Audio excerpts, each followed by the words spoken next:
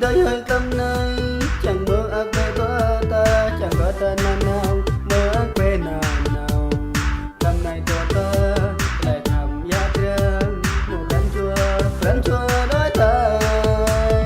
Một lô trời đóa chẳng nhắm một tay ngót ninh rồi gã trời đôi tay và lô trời mơ ác.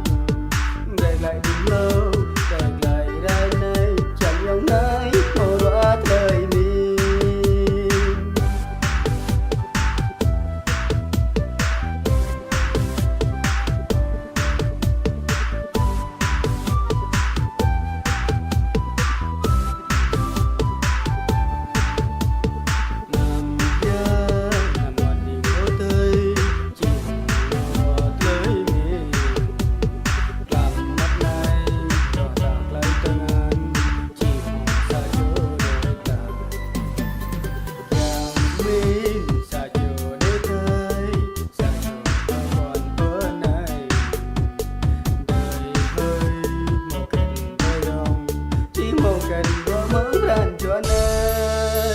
Đời hơi tâm này chẳng mơ ác về có ta, chẳng có ta nào nào mơ ác thế nào nào.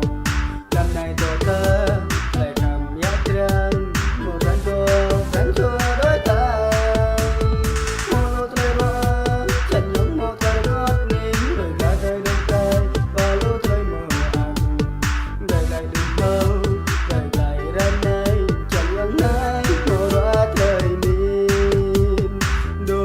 tài đôm lấy ngọt nín đôi tài đời mơ ác mình đôi tài đời bố khắp dòng ở tới dòng trắng cam lại đúng lâu.